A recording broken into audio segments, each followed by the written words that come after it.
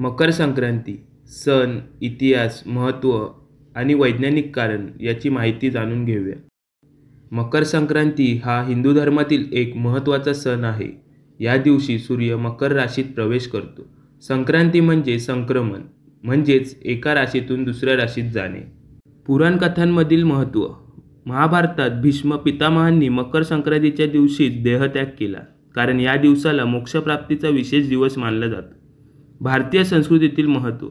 मकर संक्रांती हा दिवस हिवाळ्याच्या शेवट आणि वसंत ऋतूची सुरुवात दर्शवतो.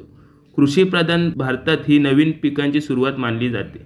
महाराष्ट्रात स्त्रिया हळदी कुंकू समारंभ करतात आणि तिळगुळ देऊन तिळगुळ घ्या गोड गोड बोला असा संदेश देतात. उत्तर भारतात गंगा नदीत स्नान व दान महत्त्वाचे मानले जाते.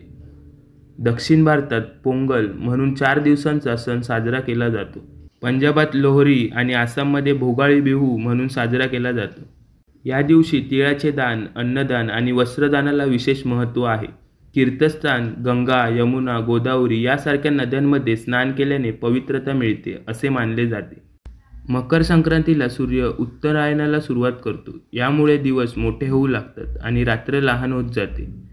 या दिवसानंतर हिवाळ्याची तीव्रता कमी होऊ लागते आणि तापमान वाढू लागते, ज्याचा परिणाम शेती आणि आरोग्यावर होतो. हिवाळ्यात शरीर उष्ण ठेवण्यासाठी तीळ व गूळ खाण्याचा प्राचीन शास्त्रीय सल्ला दिला जातो. गोड पदार्थ बनवून त्यातून आपुलकी व प्रेमाचा संदेश दिला जातो. गुजरात आणि राजस्थानमध्ये या दिवशी पतंग उडवण्याचा उत्सव होतो. हा सण शेतकऱ्यांसाठी आनंदाचा असतो, कारण या काळात नवीन पिके तयार होतात. सकारात्मकता आणि नव्या सुरुवातीचा सण. माणसातील कटुता विसरून गोड बोलण्याचा संदेश. निसर्गाशी जोडलेली समृद्धी साजरी करणे. मकर संक्रांती हा फक्त सण नसून निसर्ग आणि माणसाच्या जीवनाचे परस्पर नाते सांगणारा आनंद सोहळा आहे. हा व्हिडिओ आवडला तर लाईक करा आणि या प्रकारचे असे अजून नवीन व्हिडिओ पाहण्यासाठी साहित्य मराठी चॅनलला सबस्क्राईब करा.